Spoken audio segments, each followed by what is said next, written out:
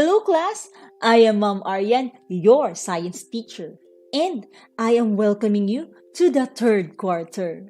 So, for Science 8, Week 1 and 2, our most essential learning competency or MELC 16 is explain the properties of solids, liquids, and gases based on the particle nature of matter.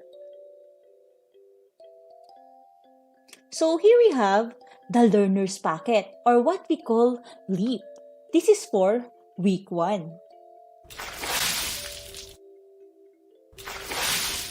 And for this week's bucket of why is a stone compact? Why does water flow? And why does the fragrance of perfume spread? In your grade 7 science class, you learned how to classify substances into elements, compounds, and mixtures. In this module, you will be on a magical journey where you'll be going to learn more about the properties of matter. Are you ready to learn? Just like SpongeBob, I hope you are ready to learn. Well, let's start this magical journey in the world of chemistry by looking around you. You can see different things: table, chair, books, pen, a glass of water, or even electric fan. What do you think all these things have in common? These things are all examples of matter. But what's matter? Matter is anything that has mass and volume. Consider your book. It takes up a portion of space when you put it in a table. Your book occupies space. When you pour water in a glass, the water occupies the space inside the glass. When you blow air inside the balloon inflates. This means that the air takes up space inside the balloon. Matter occupies space. But what do you call this space? Volume. Volume is the space occupied by an object. Now, let's try this. Try lifting a glass, then lifting a box. Which is heavier? That is right. The box is heavier. But why?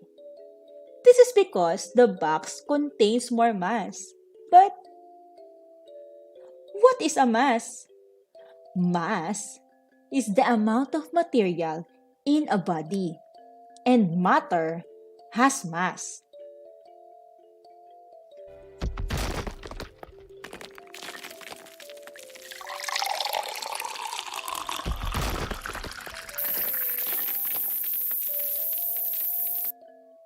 So we have here the states of matter: solid, liquid, and gas. Matter can be classified as solid, liquid, and gas. And the following are their properties. And let's start with solid. An example of solid is the book. Another example is the table, the flower, and the vase. So, solid has definite shape and volume. It means that solid maintains its shape and volume even if you transfer it to another container. Solids don't flow easily, unlike liquids and gases. Next is the liquid. Just like this water. Liquid has no definite shape. This means that liquids take the shape of its container. But liquid has definite volume. It means that liquids don't change its volume even if it transfer it to another container. Liquid flows easily. And last, the gas, just like the air inside this balloon, has no definite shape and volume. This means that gases take the shape and volume of its container. And just like liquids, gases flow easily. Now, what is the most common object that can be a solid, a liquid, or a gas? That's right, water. Water ice, water as water puddle, and water as water vapor. So, water can be solid like an ice, and liquid like a puddle, and gas is water vapor. Now, try looking at this picture. As you can see, the colder it is, the water can become solid, and as hotter it is, the water can become glass. But in what temperature? When it is cold, the water reaching 0 degrees centigrade or Celsius and below, water becomes a piece of ice, a solid. But when we boil water, reaching 100 degrees Celsius or centigrade and higher, it becomes water vapor, a gas. Now, let's go back to our bucket of why. The first why. Why is a stone compact? A stone is an example of solid, and I know you can further explain this by this lesson. Next,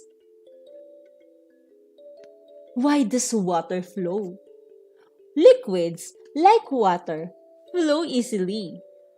And lastly, why does the fragrance of perfume spread? Because the fragrance is a gas. Just like liquid, it also flows easily. And that's it. That is all the lesson for today. This is your science teacher, Mom Aryan. See you on our next lesson. And remember, stay curious.